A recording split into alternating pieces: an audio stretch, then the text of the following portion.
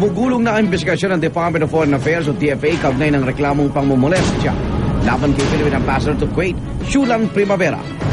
Parehong humarap sa fact-finding team ang ambasador at ang nabiktima raw na kasambahay na si Mabel, hindi niya tunay na pangalan. Kasama ni Mabel ang 3 pang dating kasambahay ni Primavera na naniniwalang posible nga na namolestya ang biktima. Pinagirma ng ambasador ang akusasyon at paniwala pa ng kanyang kampo, isa lang itong demolition job. Ang investigasyon ng reklamong pangmumolestya laban kay Philippine Ambassador to Kuwait, Shulan Primavera. Yan ang ating tatalakayin ngayon. At para po sa ating talakayan, makakusap natin si Susan Toots Ople, head po ng Blas Ople Policy Center and Training Institute. Ito po yung institusyon na nangangalaga ngayon kay Mabel, no? Hindi niya tunay na pangalan. Good morning, Toots. Magandang umaga, Igan. Kamusta na si Mabel at tiwala ba kayo na dumating na si Ambassador Primavera, magiging patas naman itong DFA fact-finding team sa kanilang dalawa? Well, kahapon na anyayahan si Mabel, ako, si Attorney Robles, at 3 dati pang naging kasambahay ni Ambassador Shulan Primavera doon sa pinakaunang fact-finding meeting. Merong team na binuo ang Department of Foreign Affairs.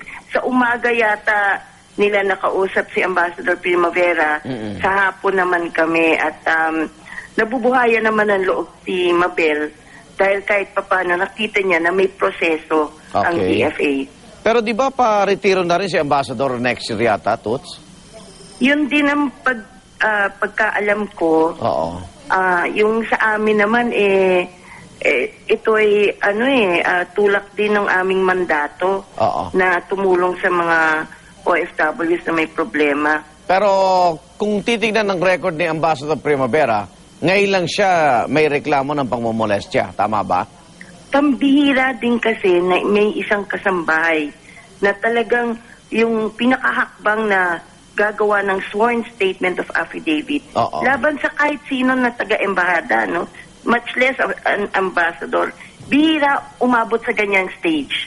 So, ibig sabihin lang nito, seryoso talaga si Mabel sa kanyang pinaglalaban. Okay, doon sa sweldo naman, di ba pag merong inilagay na kasambahay sa embahada, gobyerno ba nagpapasahod doon o yung ambassador? May mga allowances kasi yung ambassador pag nasa ibang bansa na siya. May budget. Iyon naman ay galing sa budget din ng Department of Foreign Affairs.